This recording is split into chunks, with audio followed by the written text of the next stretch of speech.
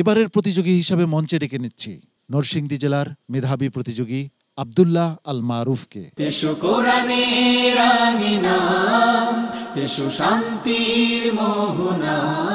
আসসালামু আলাইকুম ওয়া রাহমাতুল্লাহি ওয়া বারাকাতুহু। ওয়া আলাইকুমুস সালাম ওয়া রাহমাতুল্লাহি ওয়া বারাকাতুহু। আউযু বিল্লাহি মিনাশ শাইতানির রাজীম। فإن تولوا فإنما عليك البلاغ المبين।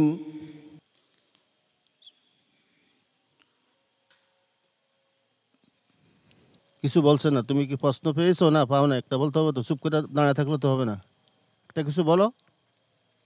পাইছো? হ্যাঁ, তার পূর্বের আয়াত হলো والله جعل لكم مما خلق ظلالا। أعوذ بالله من الشيطان الرجيم. بسم الله الرحمن الرحيم.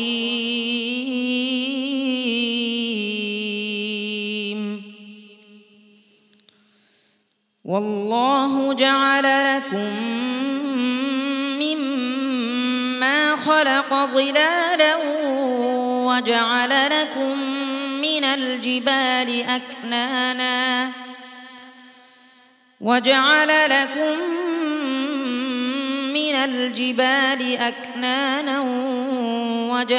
لكم سرابيل تقيكم الحر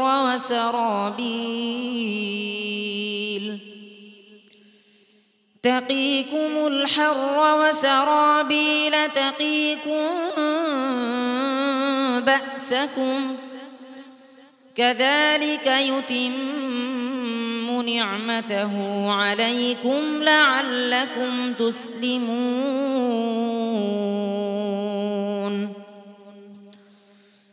فإن تولوا فإنما عليك البلاغ المبين. يعرفون نعمة الله ثم ينكرونها وأكثرهم الكافرون. ويوم نبعث من كل أمة شهيدا ثم لا يؤذن للذين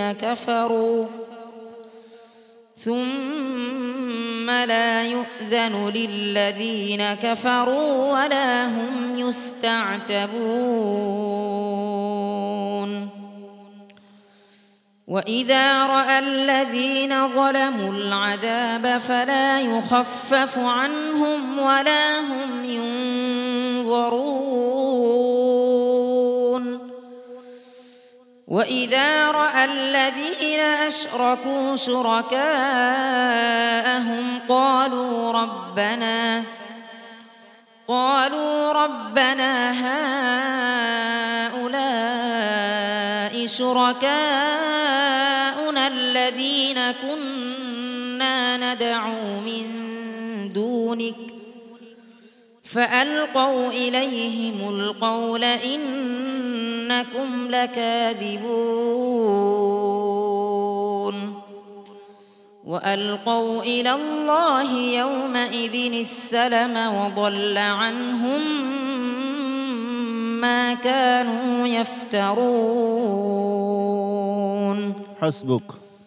صدق الله العظيم. মাশাআল্লাহ। সম্মানিত উস্তাদজি, আব্দুল্লাহ আল মারুফের পারফরমেন্স নিয়ে আপনি কিছু বলুন। তাকে অনেক সুযোগ দেওয়া হয়েছে, সে কিন্তু প্রশ্নটা খুঁজে পাই না, তাকে বলে দিতে হয়েছে, আলহামদুলিল্লাহ। আর আব্দুল্লাহ আল মারুফের এই কাফিরুন তোমার রায়ের উপরে পেশের উচ্চারণ হয় মারুফ, মানে মাজহুল হয়ে যায়। এরপরও কাফিরুন হয়ে যায়, এটা তো মারুফ হবে, আরও চিকন হবে, আরও গুছাইয়া ধরতে হবে। কাফিরুন অরুণ যাতে না হয়, এদিকে খুব সতর্ক থাকবে।